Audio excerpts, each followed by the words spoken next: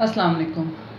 पूरे पाकिस्तान बल्कि जो देख रहा है, जो सुन रहा है, उन सबको मेरा बहुत सलाम। मैं हूँ जी सलमा ज़फ़र आसिम और स्टार न्यूज़ से आपके साथ लाइव हूँ।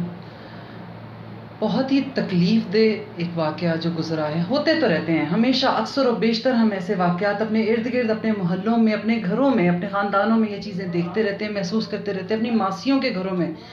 लेकिन शायद उसका इतना इम्पैक्ट हम पे कभी पड़ा नहीं।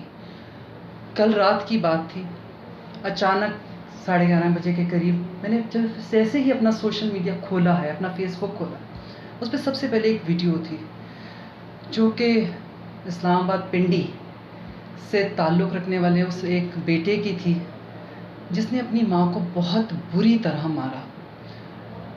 हम सारे बातें करते हैं जी, आ गए, बात कर दी और बात करके चले गए। मैं सिर्फ़ और सिर्फ़ एक माँ होने की हैसियत से बात करूँगी, एक बेटी होने की हैसियत से बात करूँगी, क्योंकि वो वीडियो थोड़ी देर के लिए तो मैंने देखी। आप सब जानते हैं कि मैं लाइव जाती हूँ, सेशंस देती हूँ, काउंसलिंग करती हूँ, हमेशा पॉजिटिव बात करने की कोशिश करती हूँ। कोई बुरी चीज़ आई है मुआशरे में जिसका नेगेटिव इम्पैक्ट है, उसके बारे में मैं ज़रूर मैसेज करती हूँ, कमेंट करती हूँ। लेकिन खुदा जानता है कि इसको बार-बार ऑन करने के बाद मैं उसके नीचे कुछ लिख नहीं सकी।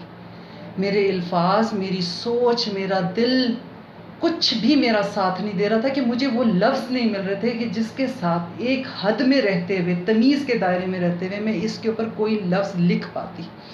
सबसे पहली लाइन जो मैंने लिखी वो ये थी कि कोई बात नहीं, अल्लाह से सिर्फ़ ये दुआ है कि इस शख़्स, इस बेटे का आखिरी ज़िंदगी का जो आखिरी वक्त हो वो हमें ज़रूर दिखाए, ताकि हम अपनी औलादों को, तमाम बनी नौ इंसान इससे इबरत हासिल कर सकें कि जो ये हरकत कर रहा है उसने कमाया क्या?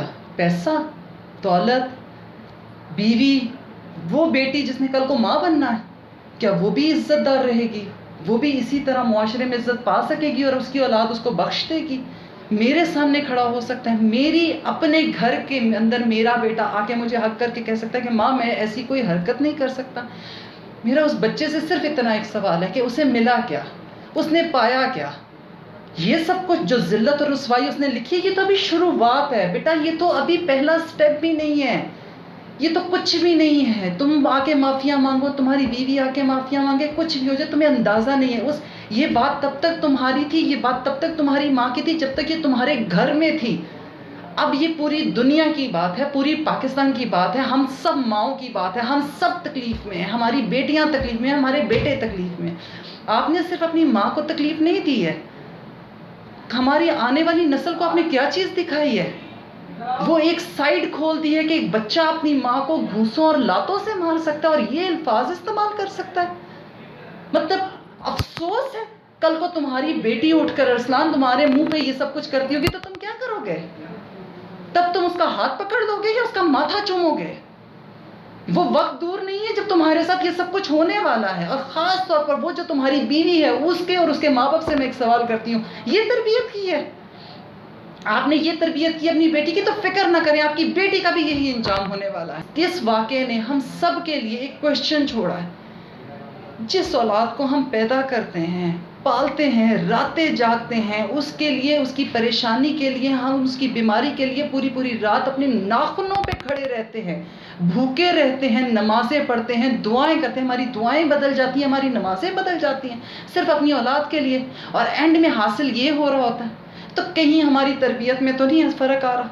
हमें ये चीज़ देखनी है कि हम अपनी बॉन्डिंग कहाँ लेकर जा रहे हैं, हम अहमियत क्या चीज़ दिला रहे हैं। खुदा के वास्ते अपने औलाद को, ये हमारा सरमाया है, उसको इस तरह मत बिगाड़ें और वो हरकत मत कर बैठे हमारी औलादें कि अल्लाह के घर में भी और दुनिया में भी, दुनिया और आखिरत दोनों उनकी बर्बाद हो जाए। तो उसके अलावा तकलीफ़, ये तकलीफ़ ख़त्म ही नहीं हो सकती। लोगों ने मुझे कहा आज किरण के शो के अंदर, किरण जब बात कर रही थी कि उस माँ ने छोड़ दिया है, वो फिर भी माफ़ करने को तैयार है अपने बेटे को, वो माँ है। इसलिए अरसलान तुम खुशकिस्मत हो, वो माँ है तुम्हारी। यही तुम्हारी बीवी होती है और तुमने उसे लाते और घुसे मारे होते हैं तो मैं पूछती कि तुम इस वक्त कहाँ बैठे हो? तुम जेल के अंदर बैठे हो तो लहू लहान होकर बैठे होते। तुम तो बड़े साफ सुथरे बिल्कुल टी शर्ट और निकर पहन के अपना खड़े हो गए वहां पर जाके, तुम्हारा हशर कर देती वो। एक दफ़ा तुम उसको तो हाथ लगा कर देखते, ये तो तुम्हारी वो बेचारी बूढ़ी माँ है जिसको तुमने संभालना था।